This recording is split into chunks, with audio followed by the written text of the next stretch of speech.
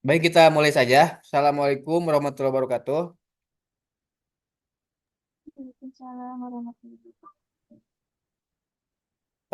Alhamdulillah, di pagi hari ini kita dapat berjumpa secara daring dalam perkuliahan metode penelitian kualitatif. Sepertinya melihat jadwal yang ada untuk perkuliahan minggu ini merupakan perkuliahan terakhir ya, merupakan perkuliahan terakhir. Karena minggu depan sesuai dengan jadwal yang sudah disebar oleh pihak prodi bahwa sudah sudah dimulai ujian akhir semester ya untuk mulai minggu depan. Nah, saya ingatkan kembali bahwa untuk perkuliahan metode penelitian kualitatif ini ujian akhirnya dalam bentuk mengumpulkan hasil penelitian ya, sekaligus juga proposal, artinya keseluruhan ya, keseluruhan eh, draft penelitian Anda dari mulai proposal sampai hasil penelitian. Karena nanti apa namanya penilaiannya juga terkait dengan proposal. Jadi kalau yang dikumpulkan hanya hasil saja, saya akan kesulitan di dalam menilai gitu karena harus ada kesesuaian. Kalau hasil penelitian itu harus ada kesesuaian antara proposal dengan hasil penelitian atau dari mulai bab satu sampai bab seterusnya. Bab 4, bab 5 dan seterusnya gitu. Nah, kapan pengumpulannya? Pengumpulannya akan dimulai mulai hari Senin ya.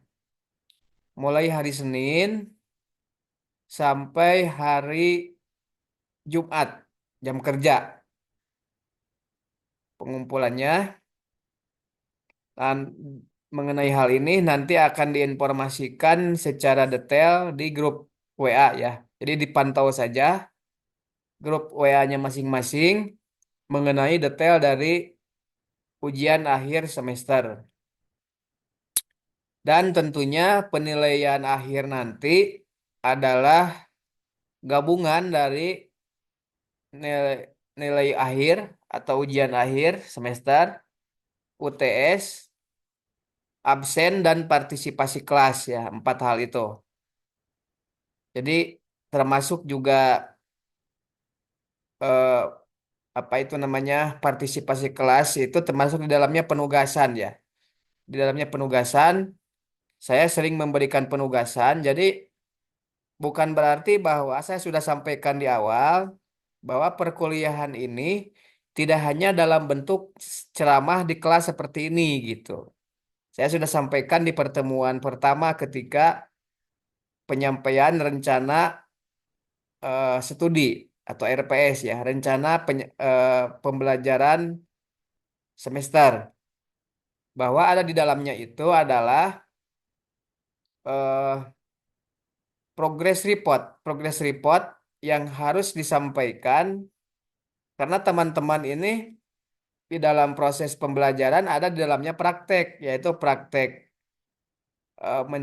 mendapatkan data gitu ya, praktek membuat proposal sebelumnya, kemudian juga praktek menulis, sehingga harus menyampaikan report-report itu, dan itu akan berpengaruh kepada penugasan dan partisipasi kelas. Jadi ya, partisipasi kelas dan tugas itu digabung, termasuk di dalamnya untuk dua pertemuan terakhir kemarin, saya sudah sampaikan juga di grup bahwa absensi itu dianggap masuk ketika teman-teman menyampaikan report perkembangan studi gitu ya, perkembangan hasil penelitian.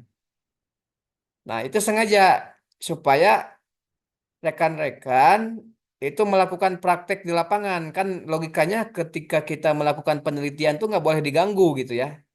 Nggak boleh diganggu dengan kelas-kelas.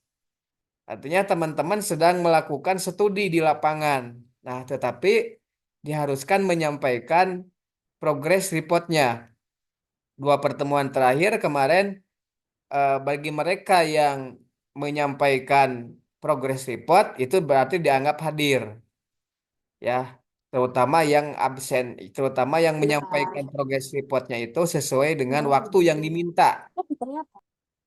Tentunya kalaupun tidak sesuai dengan waktu yang diminta di minggu itu ya dianggap hadir ya, tetapi mungkin dengan nilai yang berbeda gitu ya.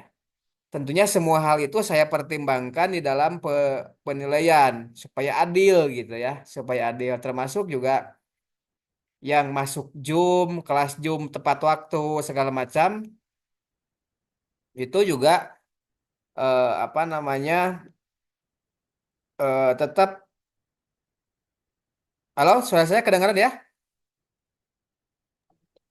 Kedengar Pak. Kedengeran Nah, Kak. untuk diantaranya yang masuk tepat waktu ketika Zoom atau misalnya juga menyalakan kamera ya, itu mendapatkan poin-poin tersendiri lah saya kira-kira masuknya dalam partisipasi kelas ya. Ya kecuali yang sedang ada masalah di perjalanan atau seperti apa. Tapi setidaknya ketika teman-teman menyalakan kamera itu kan berarti siap untuk mengikuti perkuliahan ini. Artinya itu memberikan perhatian lebih gitu ya, memberikan perhatian lebih bahwa memang jadwalnya untuk perkuliahan ini yang sesuai dengan kesepakatan gitu. Jadi kalaupun ada kuliah di luar jadwal, saya selalu menanyakan, kita kuliah jam berapa bisa nggak gitu kan? Kalau teman-teman tidak bisa kan sebenarnya bisa menolak juga ya, mungkin bentrok dengan perkuliahan lain atau ada agenda lain gitu. Jadi saya selalu tanyakan dulu, tidak mendadak juga ketika perkuliahan daring disampaikan di luar waktu. Biasanya karena saya menyampaikan kuliah daring di luar waktu itu karena Zoom-nya terbatas ya, karena sering dipakai oleh teman-teman yang lain untuk kuliah yang lain atau juga eh, mungkin bentrok ya, bentrok baik teman-temannya yang bentrok perkuliahan atau sayanya gitu. Nah, di dalam aktivitas kemarin tentunya ada beberapa hal di dalamnya yang eh, secara teoritik itu juga memang perlu dipelajari oleh rekan-rekan, terutama setelah data didapatkan. Nanti saya akan sebarkan slide ini di grup WA. Ada beberapa slide yaitu yang terkait dengan yang terkait dengan aktivitas teman-teman di dalam eh, apa studi lapangan kemarin, yaitu tentang materi mengenai analisis data kualitatif ya. Jadi setelah data didapatkan, itu kan sudah dipelajari di dalam teknik eh, pengumpulan data. Ada wawancara, ada observasi, dan lain sebagainya. Kemudian juga ada analisis data. Setelah data didapatkan oleh rekan-rekan, menggunakan salah satu teknik yang sudah dipelajari sebelumnya, itu kemudian data tersebut harus dianalisis gitu langkahnya itu. Baru kalau data sudah dianalisis, kemudian diambil kesimpulan, ya, diambil kesimpulan. Sebelum kesimpulan ya, sebelum kesimpulan itu ada memvalidasi data, memvalidasi data. Setelah data itu divalidasi, dianalisis dan divalidasi, kemudian diambil kesimpulan. Jadi langkah akhir seorang peneliti termasuk di dalam pembuatan skripsi atau penyusunan skripsi adalah harus membuat kesimpulan ya atau biasanya dilengkapi dengan saran ya saran baik itu secara teoritik maupun secara praktis. Nah, itu langkahnya. Jadi kalau ada pertanyaan, bagaimana ketika saya sudah mendapatkan data di lapangan, langkah apa yang harus saya lakukan? Yang harus Anda lakukan yaitu data tersebut dianalisis. Nah, sesungguhnya analisis itu apa gitu ya? Analisis data itu apa? Jadi analisis data ini analisis data ini sebenarnya merupakan upaya untuk mengorganisasikan data dengan cara yang memungkinkan peneliti untuk menemukan sebuah pola atau mengidentifikasikan tema atau menemukan hubungan, membangun sebuah penjelasan rasional ilmiah dan kemudian melakukan penafsiran-penafsiran atau bisa juga melakukan kritik atau juga menghasilkan teori-teori atau konsep tertentu. Itu analisis ya. Jadi analisis itu bagaimana cara memperlakukan data yang sudah didapatkan untuk menghasilkan sebuah teori ataupun konsep. Jadi kesimpulan itu sesungguhnya merupakan generalisasi dari proses penelitian, pertanyaan penelitian atau perumusan masalah yang diajukan di dalam sebuah penelitian, ya. Nah, itu yang dimaksud dengan analisis data. Analisis data salah satu tahapan yang paling utama ya. Nah, jadi analisis data itu merupakan satu tahapan yang paling utama di dalam apa namanya itu penelitian. Karena sebuah penelitian itu tidak akan menghasilkan sebuah kesimpulan kalau tidak dianalisis gitu. Jadi analisis ini sesungguhnya merupakan gabungan ya dari berbagai macam upaya. Di dalamnya ada kemudian mengkaji sebuah teori, di dalamnya kemudian kita dipaksa untuk mau tidak mau ya untuk mencari benang merahnya ataupun simpul-simpul atau temuan-temuan penting yang terkait dengan penelitian kita. Nah, itu analisis. Nah, bagaimana nanti caranya di dalam analisis itu sesungguhnya ada banyak cara ya. Ada banyak cara. Dan analisis ini memiliki berbagai macam metode tertentu. Tergantung nanti metode apa yang akan diambil oleh rekan-rekan sekalian. Di berbagai buku penelitian, metode penelitian sosial atau kualitatif, saya kira ada banyak eh, metode analisis yang biasa digunakan oleh seorang peneliti. Ada metode analisis interaktif dari Miles and Haberman misalnya. Ya, itu yang sering digunakan oleh rekan-rekan di FISIP. Metode analisis interaksi atau interaktif dengan cara tahapannya dengan cara menginteraksikan antara satu data yang didapatkan dari seorang informan dengan informan yang lain sekaligus juga melakukan validasi kebenaran satu data yang disampaikan oleh satu informan dengan informan yang lain. Yang kedua adalah mendialogkan atau menginteraktifkan. Interaktif itu kan mendialogkan ya sebenarnya. Terjadi feedback timbal balik antara satu data dengan data yang lain.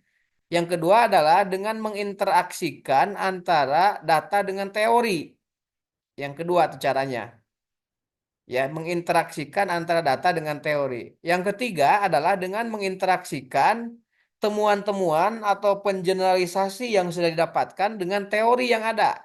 Nah, itu tiga tahapan dari eh, metode interaktif Miles and Haberman ya, atau Miles Huberman sering disebut oleh rekan-rekan.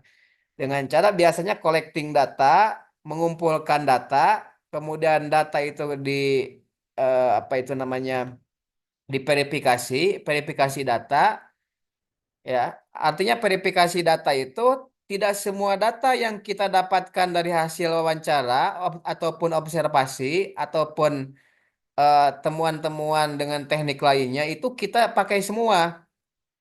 Ada data yang kita pakai, tapi ada data yang kita abaikan sebagai arsip kita saja gitu ya. Nah, Seperti apa data yang akan kita pakai? Data yang akan kita pakai adalah data yang relevan dengan fokus penelitian kita, yang dapat menguatkan atau memberikan argumen terhadap pertanyaan penelitian kita gitu. Maka itu pentingnya perumusan masalah itu. Jadi hanya data yang dapat menjawab, yang dapat menguatkan jawaban kita terhadap pertanyaan penelitian kita itu yang dipakai.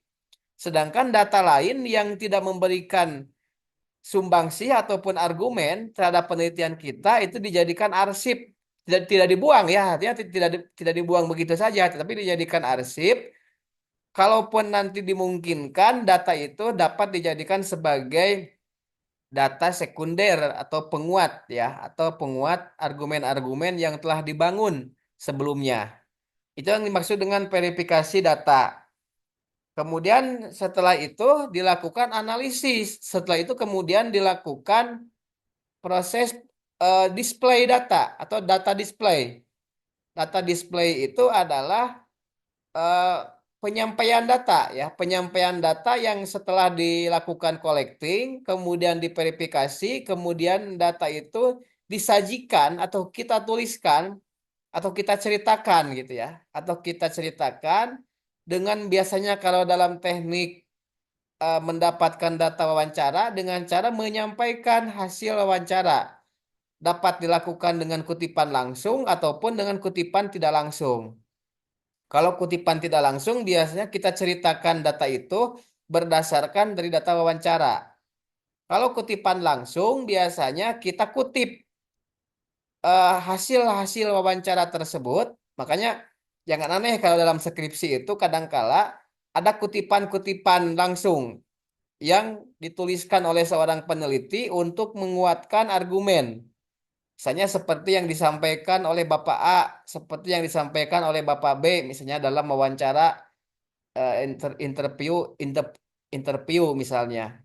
Nah, itu boleh seperti itu ya. Boleh juga sebenarnya menggunakan kutipan tidak langsung. Artinya kalau kutipan tidak langsung itu kalimatnya adalah kalimat tidak langsung ya. Artinya rekan-rekan menceritakan saja apa yang diceritakan oleh si informan.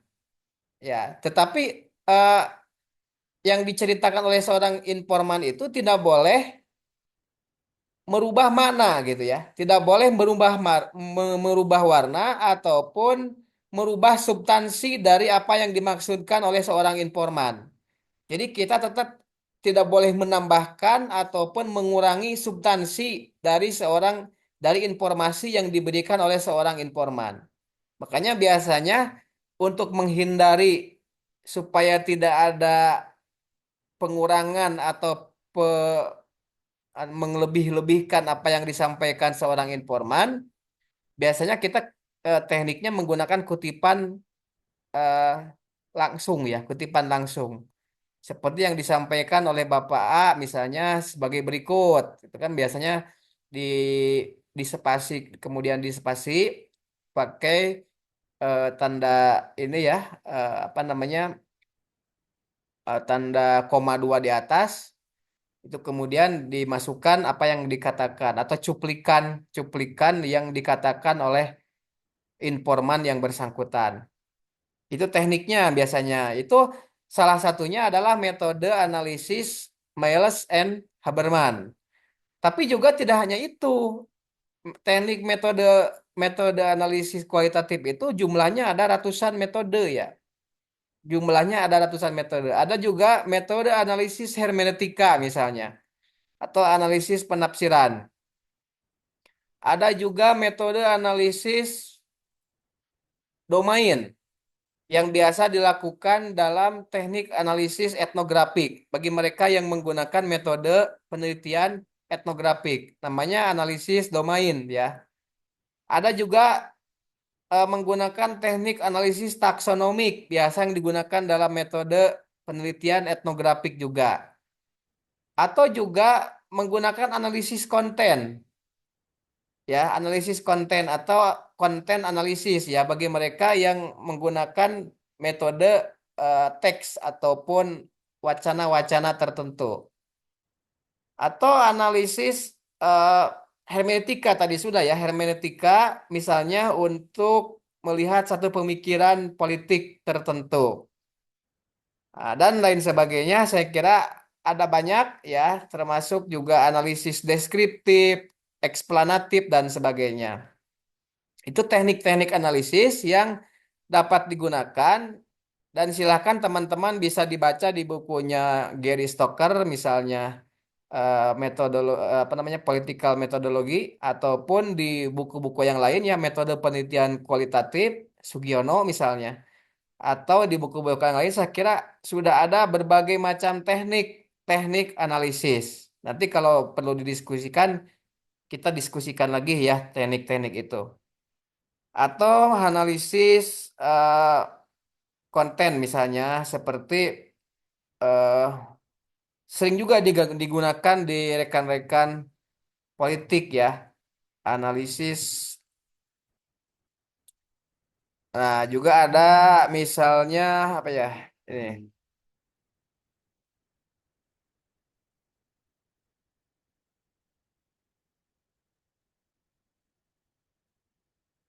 hermeneutika ya.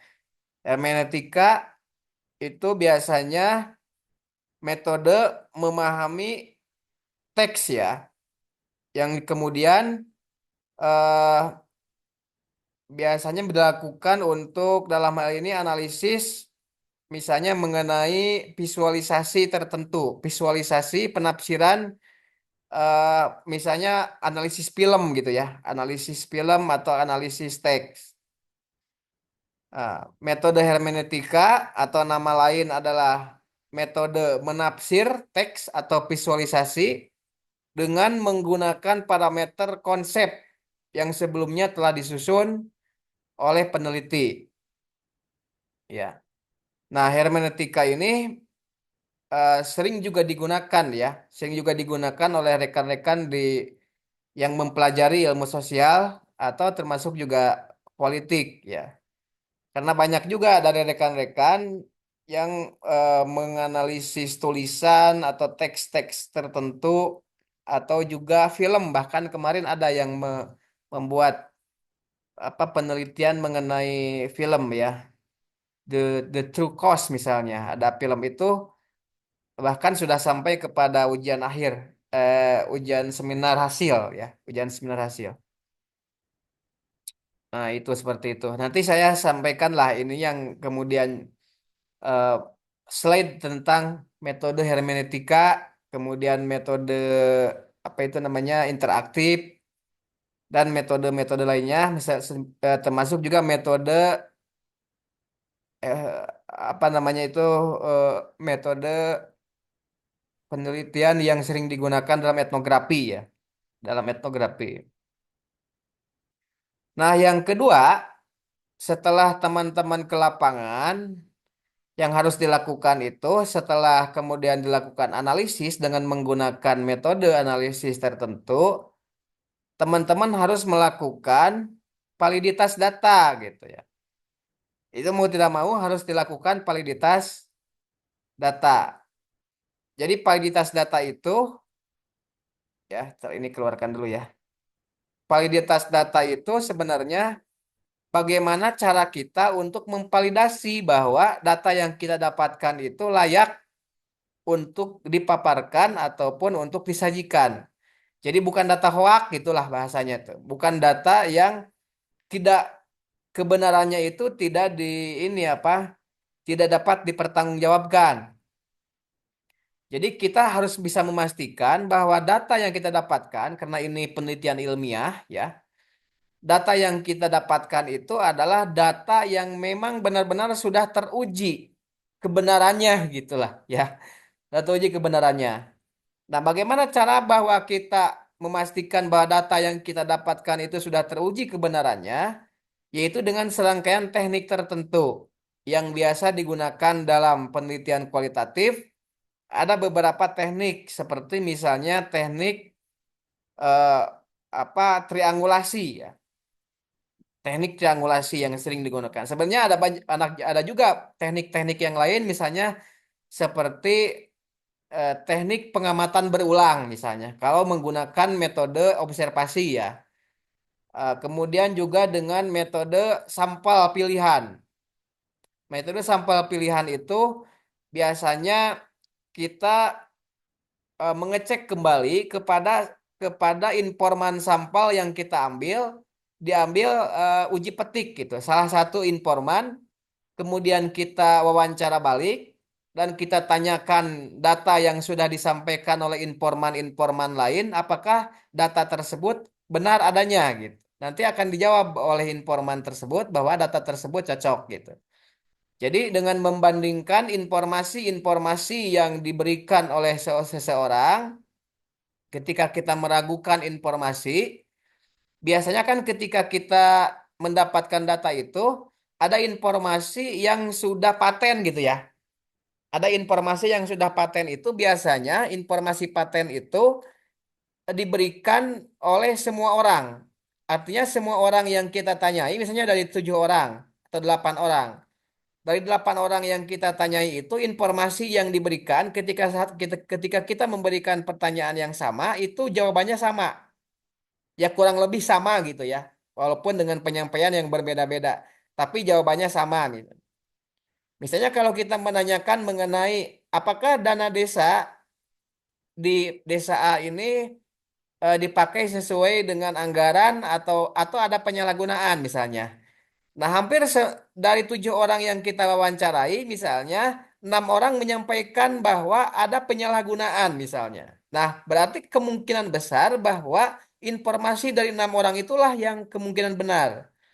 Yang 1 orang misalnya ketika kita tanyakan kepada kepala desa, kemudian kepala desa menjawab bahwa tidak ada penyalahgunaan gitu. Karena kan nggak mungkin kepala desa mengaku gitu ya. Kalaupun ada penyalahgunaan, jarang sekali ada kepala desa yang ngaku bahwa ada penyalahgunaan. Biasanya mereka akan melakukan apa namanya pembelaan terhadap diri sendiri bahwa tidak ada penyalahgunaan gitu. Nah, kita sudah pastikan bahwa kemungkinan besar yang 6 orang itulah yang benar gitu. Nah, tetapi tetap hal itu harus divalidasi kepada pihak-pihak yang paham, ya, kepada pihak yang paham mengenai anggaran dana desa itu atau penggunaan dana desa itu. Misalnya seperti kita tanyakan kepada siapa orang yang melakukan audit terhadap dana desa tersebut di tahun itu gitu. Misalnya yang melakukan auditnya itu inspektorat misalnya. Atau yang melakukan auditnya itu BPKP misalnya. Nah, kita berarti harus mencari orang dari perwakilan BPKP atau inspektorat. Nah, kita tanyakan, Pak, ini ada temuan dari 7 orang yang saya tanyai mengenai atau yang saya wawancara ya, mengenai efektivitas dan penyalahgunaan dana desa. 6 orang menjawab bahwa ada penyalahgunaan dan tidak efektif misalnya. Mereka tidak puas. Tapi ada 1 orang yang mengatakan bahwa penggunaan dana desa itu sudah sesuai petunjuk ataupun arahan dari pemerintah dan aturan perundang-undangan di atasnya. Bagaimana temuan Bapak misalnya setelah melakukan audit terhadap dana yang dipertanggungjawabkan oleh desa tersebut? Nah, inspektorat akan menjawab bahwa oh iya, ada penyalahgunaan. Ini laporannya misalnya. Nah, berarti kita sudah bisa membuktikan bahwa data tersebut valid gitu ya. Data tersebut valid karena sudah diuji beberapa tahapan yaitu dengan membandingkan informasi dari yang lain dan juga eh, mendapatkan informasi tambahan dari pihak ketiga yang netral gitu ya. Pihak ketiga yang netral yang tahu seluk-beluk dari penggunaan tersebut. Nah, itu salah satu caranya. Nah, yang kedua menggunakan teknik triangulasi ya. Menggunakan teknik triangulasi ada yang menggunakan teknik triangulasi sumber, ada menggunakan teknik triangulasi teori, dan ada yang menggunakan teknik triangulasi metodologi ya. Ada yang menggunakan teknik triangulasi ini ya, orang ketiga atau orang yang ahli, teknik triangulasi ahli atau antar peneliti dalam hal ini. Nah, teman-teman bisa gunakan semuanya atau bisa menggunakan salah satu. Biasanya sih kalau rekan-rekan dari kakak tingkat Anda itu menggunakan salah satu teknik triangulasi saja, misalnya teknik triangulasi sumber atau teknik triangulasi teori misalnya. Ya, itu cukup menggunakan salah satu aja. Teknik triangulasi sumber itu misalnya dengan cek recheck ya, eh, apa dari sumber informasi seperti yang tadi dilakukan. Jadi kita mengecek dari sumber informasi bahwa apakah data yang kita dapatkan itu, informasi yang kita dapatkan itu benar atau tidak gitu. Nah, tentunya teknik validasi itu juga memiliki metode yang berbeda-beda tergantung dari jenis penelitian kita. Kalau menggunakan penelitian kualitatif biasa yang menggunakan yang mendapatkan datanya itu menggunakan wawancara dan juga eh, observasi, biasanya dengan menggunakan teknik triangulasi sumber ya, teknik triangulasi metodologi atau teori. Sedangkan ada juga metode penelitian yang menggunakan misalnya analisis teks ataupun analisis wacana atau analisis visual ya seperti film misalnya. Itu validitasnya bagaimana gitu ya. Nah, validitasnya itu biasanya dia menggunakan metode tertentu ya, seperti misalnya kalau film kita misalnya dengan menghadirkan beberapa ahli untuk menonton film itu. Ya, beberapa ahli eh, itu bisa diambil beberapa orang. Kalau misalnya yang paham tentang linguistik ataupun yang paham mengenai perfilman, ahli film itu boleh kita tanyakan bahwa apakah scene eh, behind the scene gitu ya, scene yang kita ambil di dalam analisis data itu adalah scene yang memang layak untuk kita analisis. Itu biasanya ada karena tidak semua scene di dalam film itu layak untuk kita tafsirkan gitu. Biasanya ada scene-scene tertentu ada scene-scene tertentu yang eh, memang dapat diambil kesimpulan tentang makna dan maksud dari sebuah film. Ya, terkadang di dalam eh, menit-menit film itu kan tidak semuanya penting gitu ya, tidak semuanya penting, tapi ada intermezzonya, ada juga mungkin humornya, ada mungkin juga ya untuk pelengkap sebuah film supaya lebih menarik ya. Padahal itu bukan maksud dari sebuah film yang diinginkan, terutama film dokumenter. Nah, ketika kita misalnya mengambil scene-scene sebuah film itu, maka kemudian kita juga harus compare kepada para ahli bahwa memang scene itu adalah maksud dari sebuah film yang kita inginkan nanti untuk diambil kesimpulan. Nah, yang kedua, biasanya kita melakukan validasi dengan ahli di bidang ilmu kita. Misalnya kalau kita ilmu politik, kita harus mau tidak mau harus menyuruh seseorang ahli ilmu politik untuk menonton film itu. Dan kemudian dia tafsirkan bahwa film itu memiliki kemiripan dengan penafsiran yang Anda ikuti, yang Anda lakukan gitu. Jadi tidak terlalu jauh dengan penafsiran dari ahli itu gitu ya. Nah, kalaupun ada perbedaan penafsiran dengan Anda tidak apa-apa, namanya juga beda ya, namanya juga beda kepala. Tetapi penafsiran Anda itu tentunya dapat dikontrol, tidak terlalu beda jauh dengan penafsiran ahli. Nah, berarti itu mendekati kebenaran. Itu teknik teknik validasinya, ya, teknik validasinya. Termasuk juga dalam analisis teks, teknik validasinya itu juga harus melibatkan ahli biasanya. Baik ahli kalau teks ya berarti ahli teks ya, namanya ahli linguistik ya, ahli bahasa. Karena kita juga dituntut untuk menafsirkan bahasa ataupun kata-kata di dalam teks tersebut. Kalau film kan harus ahli perfilman ataupun broadcast ya, ahli di bidang itu supaya karena kan kita juga sebagai orang awam di bidang perfilman tentunya harus mendengarkan ahli di bidang perfilman gitu. Dan juga ahli politik bahwa penafsiran yang kita lakukan terhadap scene itu sesuai dengan makna yang akan kita kembangkan dalam kesimpulan nanti gitu.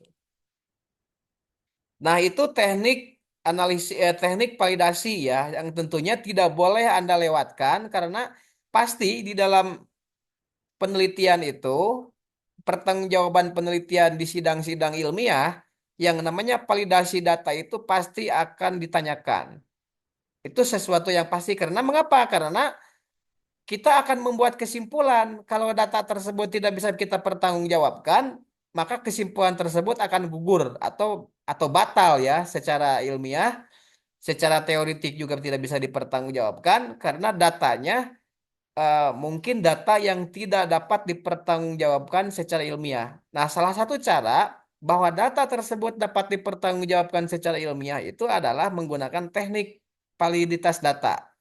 Anda dapat menggunakan ada puluhan bahkan ratusan ya di dunia ini di dalam penelitian dalam menggunakan teknik validitas. Saya kira tidak masalah menggunakan data manapun, yang penting menggunakan validitas data manapun, yang penting relevan sesuai dengan penelitian Anda gitu ya. Yang penting sesuai dengan penelitian Anda. Nah, yang terakhir di dalam eh, penelitian itu sebelum Anda nanti ujian adalah pembuatan kesimpulan itu ya. Pembuatan kesimpulan. Dan biasanya ada saran lah. Saran itu sebetulnya nggak wajib ya. Yang wajib itu kesimpulan. Mengapa kesimpulan itu menjadi sangat wajib? Karena kesimpulan itu merupakan akhir dari hal yang paling penting dari penelitian. Kita menegaskan bahwa hal yang paling penting atau temuan penting dari penelitian Anda itu apa gitu. Biasanya kesimpulan ini merupakan jawaban atas pertanyaan penelitian atau perumusan masalah ya. Jadi pertanyaan penelitian itu dalam dalam metode penelitian kualitatif itu sering disebut sebagai perumusan masalah. Nah, kesimpulan kesimpulan itu merupakan jawaban atas perumusan masalah penelitian kita. Makanya kesimpulan ini di bab terakhir, makanya saya sebutkan bab terakhir itu karena beda-beda ya, ada bab 5, ada bab 6, tergantung Anda menggunakan babnya. Bisa saja kan Anda menggunakan sistem babnya itu bab 5, bab 6, bab 7 itu pembahasan gitu ya. Jadi pembahasan itu sebenarnya tidak mesti bab 4 ya. Bisa bab 4, bab 5, bab 6 itu seperti itu. Berarti nanti di akhir bab 7 itu kesimpulan. Ditambahkan ada saran lah. Biasanya saran tuh nggak wajib ya. Yang wajib itu kesimpulan. Nah, kesimpulan itu apa? Kesimpulan itu biasanya kadangkala ya eh, Anda itu ataupun rekan-rekan Anda itu yang dulu yang lalu-lalu memahami kesimpulan itu sebagai ringkasan gitu ya. Sebagai ringkasan. Padahal kesimpulan itu sesungguhnya bukan ringkasan ya. Nah, jadi kesimpulan itu sesungguhnya merupakan, nah ini ya saya tampilkan slide-nya.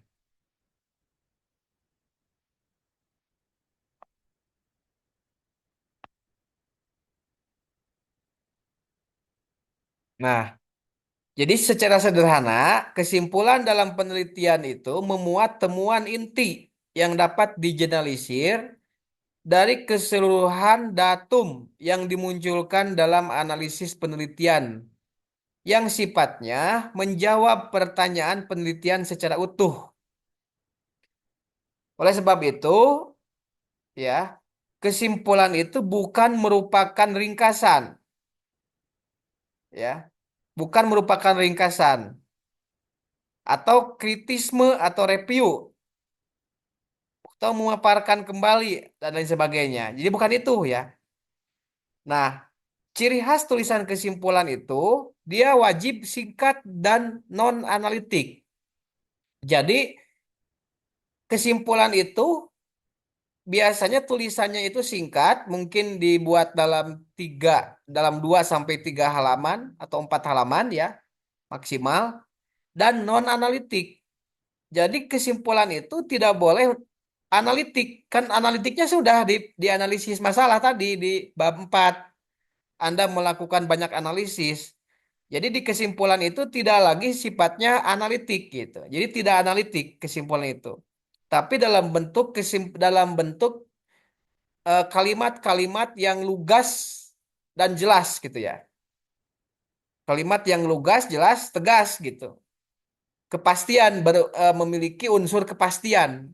Jadi jangan bilang mungkin lagi. Kalau sudah dikesimpulan di dalam penelitian itu tidak boleh mungkin, tetapi harus tegas. Ya pasti gitu ya, harus pasti. Karena ini temuan ilmiah. Hasil penelitian kan harus dipastikan bahwa itu data semua benar dan dianalisis dengan teknik yang benar. Nah, salah satu keberhasilan dari suatu penelitian itu sangat ditentukan oleh penulisan kesimpulan yang baik. Bagaikan ending dalam sebuah cerita film, sebaik apapun ceritanya, jika endingnya tidak sesuai dengan cerita atau isi film, maka film tersebut gagal sebagai film yang baik atau yang berkualitas. Gitu ya. Nah, kesimpulan juga menjadi pelurus arah penelitian dan jembatan antara problematika fokus penelitian dengan hasil yang dicapai atau luaran, baik dalam bentuk saran atau implikasi. Kesimpulan harus sesuai dengan ide yang dibangun berdasarkan data dari mulai bab 1 dan seterusnya. Kesimpulan harus memperhatikan pertanyaan penelitian, tujuan penelitian, manfaat penelitian, dan hasil analisis. Jadi jangan keluar dari itu, gitu kesimpulan itu. Ya.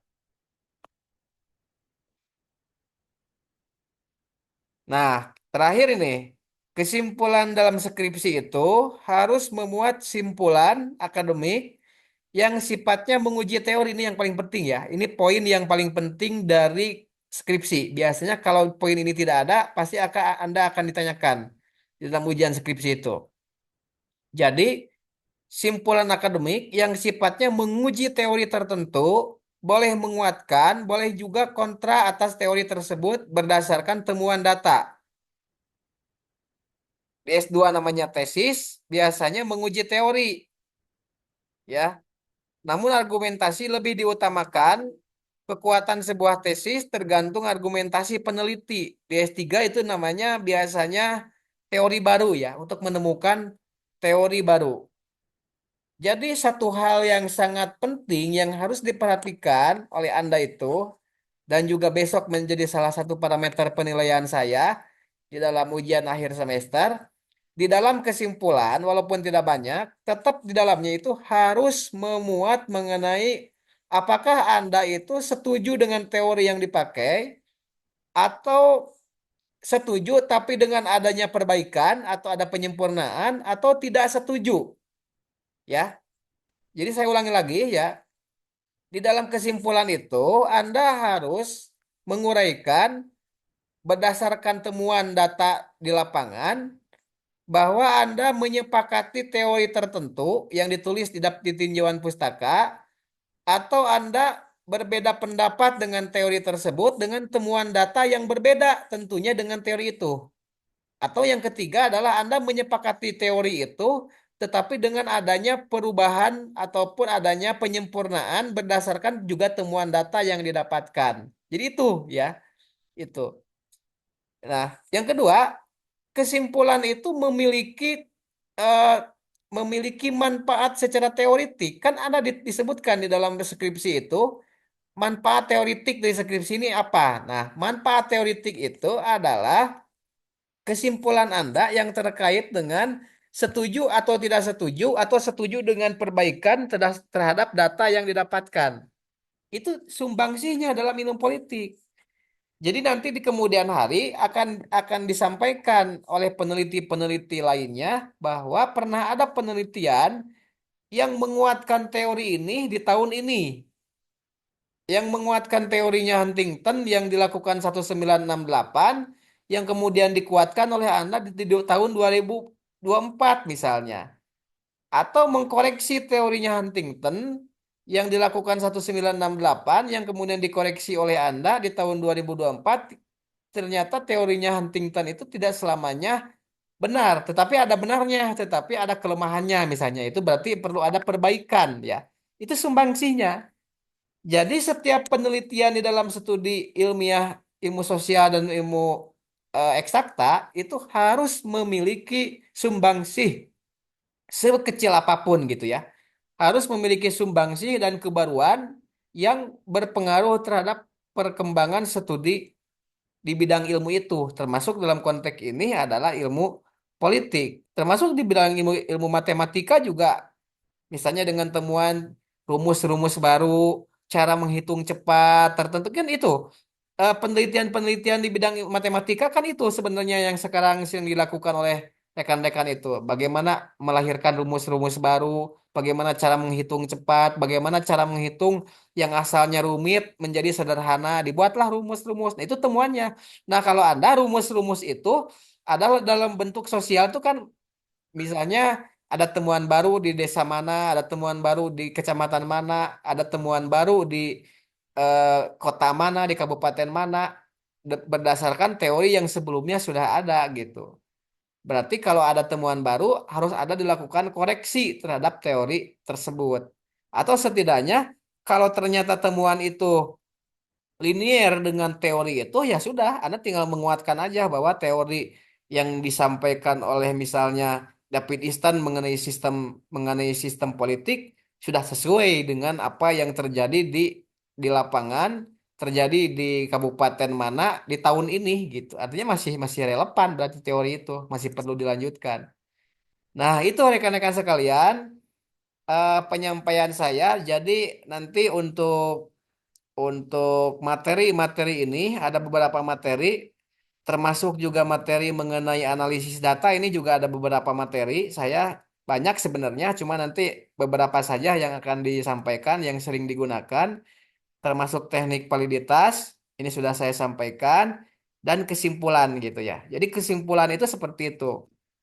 Ya, di dalam penulisannya sih sebenarnya bebas aja, terserah Anda apakah itu menggunakan kalimat yang sifatnya kalimat lepas ya. Artinya kalimat lepas itu tanpa tanpa poin. Karena ada pertanyaan juga ke saya itu, Pak, apakah kalimat kesimpulan itu dalam bentuk kalimat yang bebas, yang lugas, atau dalam bentuk poin-poin, misalnya A satu apa, B apa, C apa. Sebenarnya tidak masalah ya, menggunakan kalimat bebas pun atau menggunakan poin-poin A, B atau satu 2 3 juga itu terserah Anda sebenarnya. Yang penting muatannya, muatan yang saya sampaikan tadi ada di poin-poin itu gitu. Apakah dalam bentuk kalimat yang lugas, yang tanpa poin, itu silahkan saja. Itu makan style yang tidak diatur sebenarnya.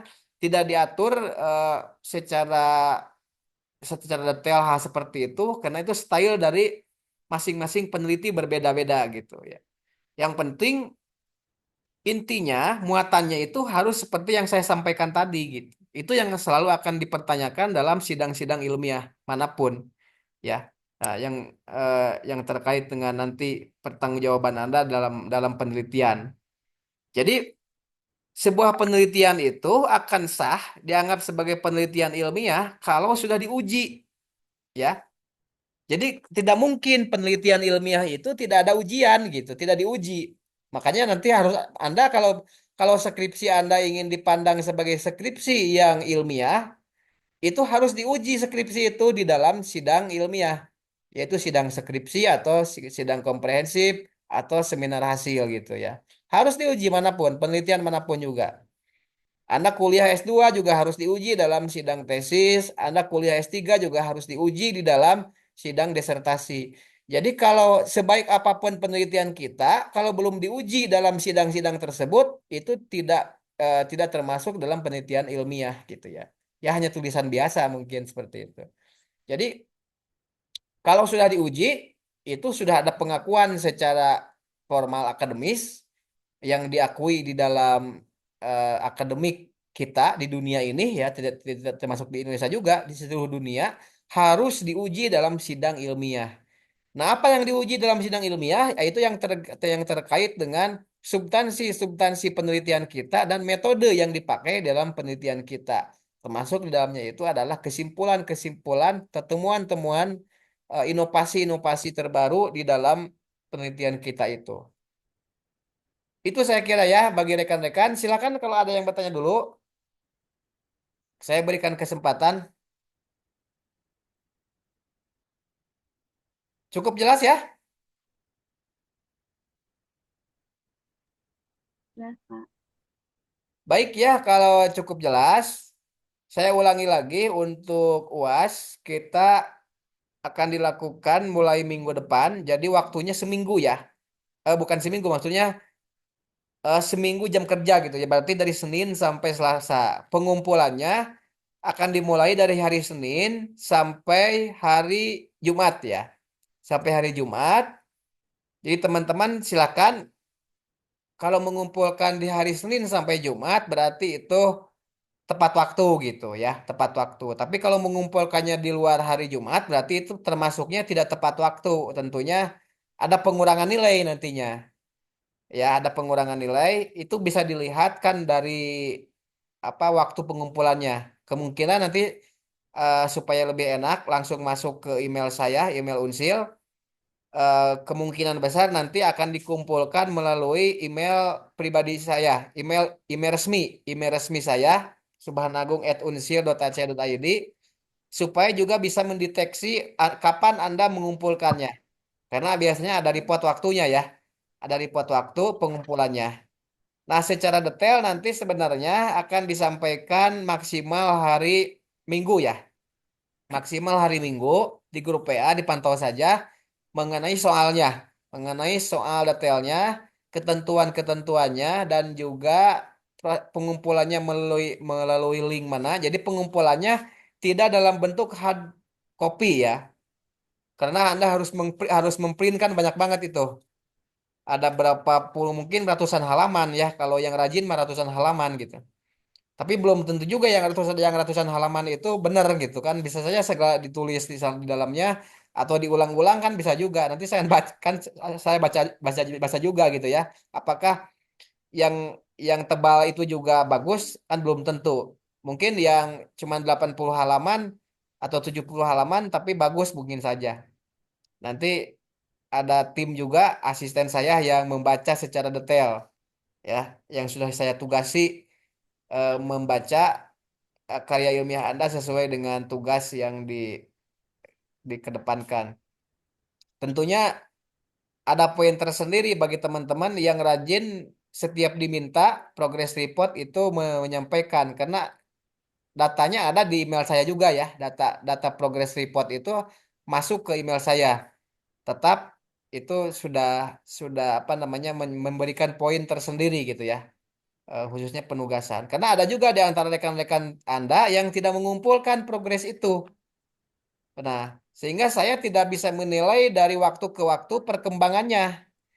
Jadi UAS ini penilaiannya terintegrasi ya, terintegrasi juga dengan progress report itu. Saya biasanya akan memberikan nilai UAS tinggi kalau progress reportnya ada perbaikan setiap minggu, setiap bulan, ada perbaikan dari Anda juga. Jadi tidak sekonyong-konyong, tidak serta-merta kemudian hasil akhirnya itu bagus gitu. Nggak seperti itu juga, karena penilaian ini berdasarkan dari proses dan produk. Jadi dua hal ya. Yang dinilainya itu dari proses dan produk. Artinya kalau proses berarti ada penilaian dari progress report itu mungkin asalnya tidak maksimal, belum belum belum sempurna, kemudian disempurnakan lagi akan terlihat penambahannya di progres-progres selanjutnya sampai kepada kesimpulan. Itu konsepnya ya, konsep dari mata kuliah ini. Makanya diberikan kesempatan kemarin kita beberapa pertemuan tidak masuk kuliah ceramah untuk memberikan kesempatan rekan-rekan di lapangan gitu ya. Rekan-rekan di lapangan. Bukan berarti tidak studi, itu studi.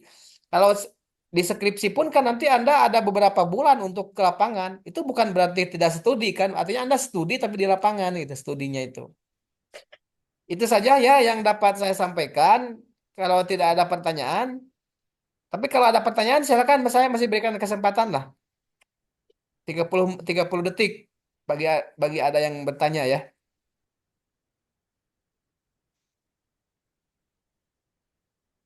Baik ya, tidak ada ya, tidak ada yang bertanya. Selamat nanti selamat mengerjakan saja bagi rekan-rekan yang sekarang mungkin tinggal finishing saja sebenarnya karena sudah dikerjakan jauh-jauh waktu. Jadi sebenarnya kalau sudah dikerjakan jauh-jauh waktu tinggal pengumpulan aja besok itu gitu. Ya, itu saja yang dapat saya sampaikan. Terima kasih atas perhatian Anda sekalian. Mohon maaf apabila dalam penyampaian saya dari awal sampai akhir, khususnya untuk kelas A ya, untuk kelas A ini yang langsung diampu oleh saya, mungkin ada hal-hal yang di luar apa namanya konteks. Mungkin juga saya pernah memarahi Anda ya. Mungkin juga tidak semuanya yang saya sampaikan benar, ada juga kehilapan-kehilapan, ada juga mungkin kata-kata saya yang mungkin menyinggung ya rekan-rekan sekalian. Saya mohon maaf. Mudah-mudahan eh, segala informasi ataupun ilmu baik yang saya sampaikan kepada Anda ataupun feedback balik ya dari Anda kepada saya sama-sama bermanfaat baik bagi saya pribadi maupun bagi rekan-rekan sekalian. Semoga kita diberikan keberkahan di dalam belajar kita, dimudahkan dalam setiap urusan kita, dan ilmu yang kita pelajari bermanfaat baik untuk waktu ini maupun terutama di waktu yang akan datang. Demikian saja yang dapat saya sampaikan. Terima kasih. Assalamualaikum warahmatullahi wabarakatuh. Waalaikumsalam Waalaikumsalam. warahmatullahi wabarakatuh. Warahmatullahi Makasih wabarakatuh. Bapak.